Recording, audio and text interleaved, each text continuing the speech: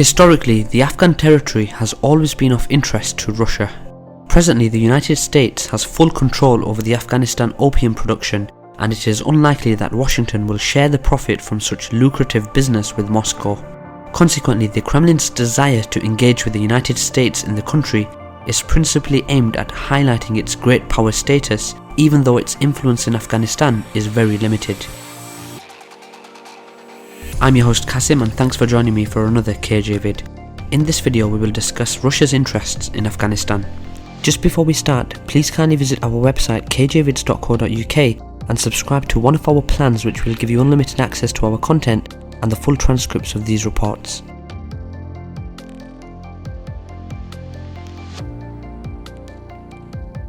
Throughout history, Russia has allotted an important place to Afghanistan on its list of geopolitical priorities. Some 14,000 to 15,000 Soviet soldiers were killed in Afghanistan from 1979 to 1989 in a conflict with US-backed Islamic guerrillas. The war, which aimed to prop up an allied communist government, ravaged the country, killing an estimated 1 million Afghanis, destroying Afghanistan's infrastructure. After the Taliban movement took over the country in 1996, Russia established contacts with its leadership. Ever since, the Kremlin took a very pragmatic position. Moscow has never rejected any talks with representatives of the Taliban, as the Islamist movement is the reality of today's Afghanistan. They already de facto rule parts of the country. Recently, a Taliban delegation has held talks with Russian officials in Moscow after the US negotiations with Afghan insurgents collapsed. The US President Donald Trump had last month declared the talks dead, blaming a surge in violence by the Taliban that included the killing of a US soldier. Russia is now trying to strengthen its own position in Afghanistan without provoking the United States. The Kremlin is seeking to become an important player in conflict resolution in Afghanistan, where the interests of various regional and world powers, including the US, come together. Apart from Russia, China has also been stepping up its involvement in Afghanistan, both militarily and economically. Beijing constantly voices worries that militants from Afghanistan could sneak into its restive Muslim-majority Xinjiang region, and Russia has similar concerns. Neutralizing potential threats from the side of terrorist groups from the south has been Moscow's main interest for a long time.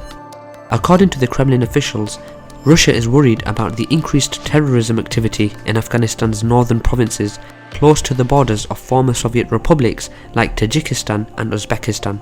Some Western analysts argue that Moscow is actually using this threat in order to increase its military presence in Central Asia. The US President Donald Trump, on the other hand, has been eager to end America's longest war, launched 18 years ago after the September 11 attacks. He repeated on several occasions that he wants to pull out the US troops from Afghanistan. However, he also said that he wants the American forces out of Syria, but still a small contingent of the US troops will stay in the country. The reason for this is very simple: to keep control over the oil fields. According to Trump, the US would work out a deal where some oil revenue would go to the Kurds and a large oil company could be involved. "We want to keep the oil and we will work something out with the Kurds so they have some money, they have some cash flow," Trump said. Unlike some previous US presidents, Donald Trump is very direct and is not hiding or trying to camouflage the American intentions. When it comes to Afghanistan, Trump does not seem to be interested in an endless war in Afghanistan. Instead, he is focused on resources and energy. His administration has been trying to reach a deal with the Taliban. The potential agreement would see the US withdraw around 5,000 troops from the country in exchange for the Taliban offering security guarantees to keep other extremist groups out. Even if the US eventually decides to pull out American forces from Afghanistan, it will most likely leave a small number of its troops to protect the poppy fields and ensure the flawless opium trade and production.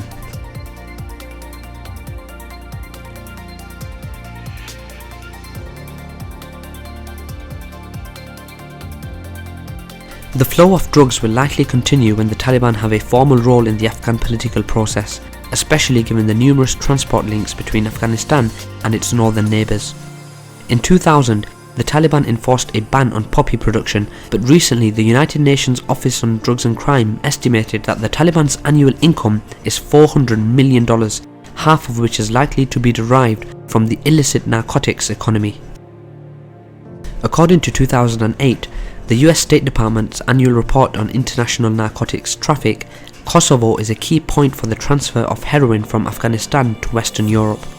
As some analysts argue, US NATO military control of Kosovo serves several purposes for Washington's greater geostrategic agenda. First, it enables the greater US control over potential oil and gas pipeline routes in the EU from the Caspian and Middle East, as well as control of the transport corridors linking the Western Europe to the Black Sea. It also protects the multi-billion-dollar heroin trade, which has, according to UN narcotics officials, grown to record dimensions in Afghanistan since the US occupation. The new figures showed production had increased more than fourfold in 15 years.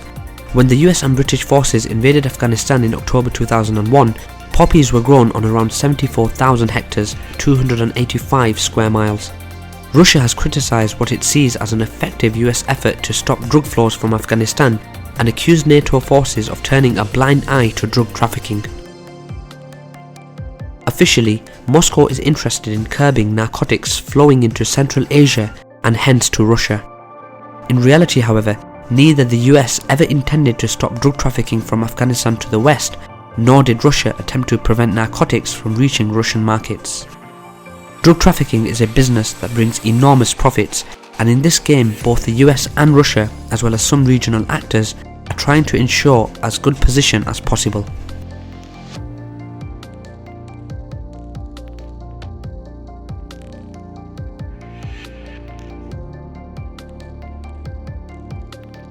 The people of Afghanistan in general, especially in rural areas, never accepted the US-style democracy. Presently, the US administration is not trying to impose Western values to this country. Instead, it has taken a more of a pragmatic approach. The United States is ready to cooperate with the Taliban in order to protect its geopolitical and financial interests in the region. Russia, on the other hand, fears of a US desire to maintain a permanent base in Afghanistan from which it could plunder Central Asia's mineral resources and also encircle Iran. Such fears are not baseless, since in Syria the US openly demonstrated that it plans to stay, in spite of thunderous announcements about its so-called withdrawal. Presently, the US does not have any reasons to completely abandon Afghanistan. It will remain the major actor in the region in the foreseeable future, while Russia as well as China and Iran will play minor roles.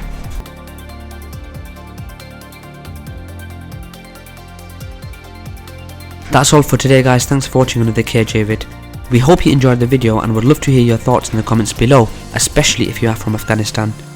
Please don't forget to subscribe to our website kjvids.co.uk and subscribe to one of our plans which will give you unlimited access to our content and the full transcripts of these reports. Thanks for watching again and see you next time.